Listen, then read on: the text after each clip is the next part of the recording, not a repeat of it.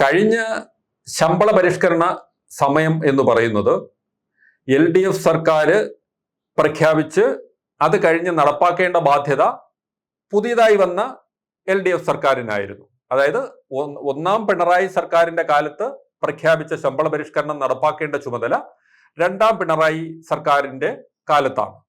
അത് മുമ്പ് ഉണ്ടായിരുന്ന DA മുഴുവൻ ലയിപ്പിച്ച ശേഷം 10% ശമ്പള വർധന ശരാശരി മിക്കവർക്കും കിട്ടുന്ന വിധത്തിലായിരുന്നു ആ വർധന വന്നത്.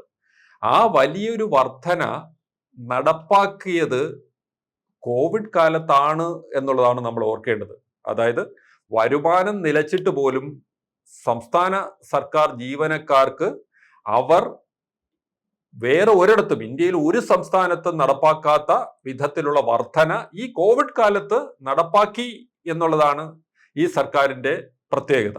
ഒന്നാം പിണറായി സർക്കാരിന്റെ കാലത്ത് DA ഏറെക്കുറെ കൃത്യമായി കൊടുത്തു തീർക്കുകയും DA കുടിശ്ശികകളൊന്നും ഇടാതെ മുന്നോട്ട് പോവുകയായിരുന്നു. കുടിശ്ശിക ഉണ്ടെങ്കിൽ തന്നെ ആ കുടിശ്ശികയും കൊടുത്തു തീർക്കുന്ന സമീപനമാണ് സ്വീകരിച്ചു വന്നത്. പക്ഷേ രണ്ടാം പിണറായി സർക്കാർ ആയപ്പോൾ കേന്ദ്ര സർക്കാർ വല്ലാതെ സംസ്ഥാന സർക്കാരിനെ ഞെരുക്കുന്ന ഒരു അവസ്ഥ വന്നു. ആ ഒരു സാമ്പത്തിക അവസ്ഥയിൽ ജീവനക്കാർക്ക് അർഹതയുള്ള DA കൃത്യമായി നൽകുന്നതിൽ വലിയ വീഴ്ചയുണ്ടായി.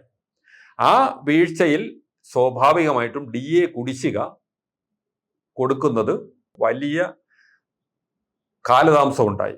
DA കൊടുക്കുമ്പോൾ കുടിശ്ശിക കൊടുക്കാതിരിക്കുന്ന സമീപനമാണ് ഈ കാലയളവിൽ ഇപ്പോൾ കാണാൻ കഴിഞ്ഞത്. അതുകൊണ്ട് തന്നെ ആയിരക്കണക്കിന് രൂപ ഓരോ ജീവനക്കാരനും കിട്ടാനുണ്ട് എന്ന് ഈ DA കുടിശ്ശിക വെച്ച് നോക്കുമ്പോൾ ഒരു യാഥാർത്ഥ്യവുമാണ്.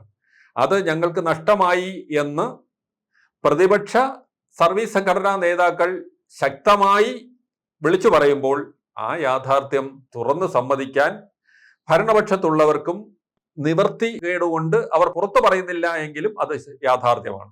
അപ്പോൾ അങ്ങനെ ഒരു അവസ്ഥയിൽ ആണ് ഇതുവരെ 3% DA കുടിശ്ശികയാണ് നൽകിക്കൊണ്ടിരുന്നതെങ്കിൽ ഇപ്പോൾ 4% DA കുടിശ്ശിക എന്ന അവസ്ഥയിലേക്ക് എത്തുന്നു. അപ്പോൾ അതിൻ്റെ ഇതുണ്ട്. ഇനിയിപ്പോൾ ഉള്ളത് വീണ്ടും DA കുടിശ്ശിക സ്വാഭാവികമായിട്ടും കൊടുത്തു തീർക്കുക തന്നെ ചെയ്യും. പക്ഷെ അതിന് DA കൊടുത്തു തീർക്കും. പക്ഷെ ഈ കുടിശ്ശികയ്ക്ക് ലഭിക്കാനുള്ള ആയിരക്കണക്കിന് രൂപ ഇനിയും കിട്ടാനുള്ള സാധ്യത കുറവാണ്. അതുപോലെ മറ്റൊരു വസ്തുതയുള്ളത്, ഈ സർക്കാരിന്റെ കാലത്ത് ശമ്പള പരിഷ്കരണം യാഥാർത്ഥ്യമാവാനാണ് സാധ്യത. അപ്പോൾ അത് നേരത്തെ ഉള്ളൊരു ഫോർമുലയിൽ തന്നെ ആയിരിക്കും. അതായത് നിലവിലുള്ള DA കുടിശ്ശിക, നിലവിലുള്ള DA ശമ്പളത്തിൽ ലയിപ്പിച്ച ശേഷം ഒരു നിശ്ചിത ശതമാനം വർധന എല്ലാ കാറ്റഗറിക്കും നടപ്പിലാക്കിക്കൊണ്ട് ഒരു പ്രഖ്യാപനമാവും വരിക.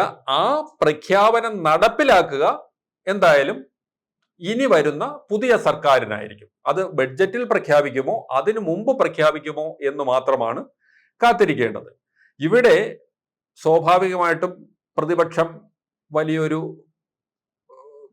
മാത്രമല്ല, ഭരണപക്ഷത്ത് CPI ഉൾപ്പെടെയുള്ളവരൊക്കെ ചൂണ്ടിക്കാട്ടുന്ന ഒരു വ്യവസ്ഥയുണ്ട്. ജോയിന്റ് കൗൺസിലൊക്കെ ഉൾപ്പെടെയുള്ളവർ ചൂണ്ടിക്കാട്ടുന്നുണ്ട്.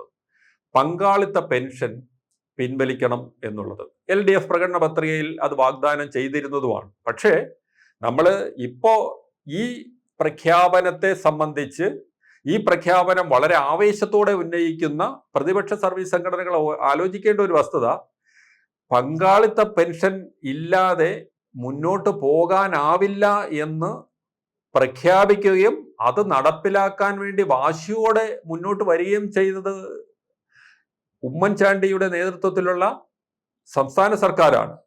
ഒരർത്ഥത്തിൽ അത് യാഥാർത്ഥ്യവുമാണ്.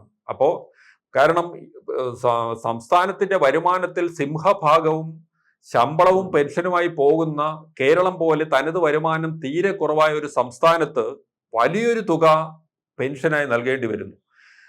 സർവീസിൽ ഒടുവിൽ വാങ്ങിയ ശമ്പളത്തിന്റെ പല മടങ്ങ് പെൻഷൻ ഇപ്പോൾ വാങ്ങുന്ന വലിയൊരു വിഭാഗമുണ്ട്. കേരളത്തിന്റെ ആയുർദൈർഘ്യം വെച്ച് നോക്കുമ്പോൾ പെൻഷൻകാർ ശമ്പളക്കാരെക്കാൾ കൂടുന്ന അവസ്ഥ അധികം വൈകാതെ വന്നെത്തുമെന്നാണ് കണക്കാക്കപ്പെടുന്നത്. അപ്പൊ അങ്ങനെ നോക്കുമ്പോൾ കേരളത്തിന് വലിയൊരു ബാധ്യതയായിട്ട് ഈ പെൻഷൻ മാറുന്നു. അപ്പൊ അതൊരു യാഥാർത്ഥ്യം. അന്ന് ഉമ്മൻചാണ്ടി കണ്ടത് യാഥാർത്ഥ്യമാണ്. അപ്പൊ ഇവിടെ ഇപ്പോൾ അതുകൊണ്ട് തന്നെ പങ്കാളിത്ത പെൻഷൻ പൂർണ്ണമായിട്ടും പിൻവലിക്കണം എന്ന LDFന്റെ ആവശ്യവും ഇല്ലെങ്കിൽ CPIയുടെ ജോയിന്റ് കൗൺസിലിന്റെ ആവശ്യവും ഒന്നും പൂർണ്ണ അർത്ഥത്തിൽ പാലിക്കപ്പെടാൻ ഇടയില്ല എന്നാണ് തോന്നുന്നത്.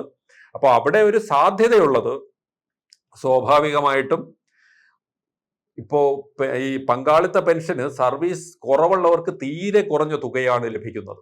അത് മാറ്റിയിട്ട് ഒരു നിശ്ചിത തുക ഉറപ്പ് വരുത്തിക്കൊണ്ട് പങ്കാളിത്ത പെൻഷൻ തുടരാനായിരിക്കും സാധ്യത. അപ്പോൾ അങ്ങനെ LDF സർക്കാരും അതിൻ്റെ അവസാന ഘട്ടത്തിലേക്ക് പോകുമ്പോൾ സർക്കാർ ജീവനക്കാർക്ക് കൂടുതൽ ആനുകൂല്യങ്ങളും ശമ്പള വർധനവും പ്രഖ്യാപിച്ചുകൊണ്ടുള്ള ഒരു മുന്നേറ്റമായിരിക്കും ആഗ്രഹിക്കുക. അതിനുള്ള സാധ്യതയാണ് തെളിയുന്നത്.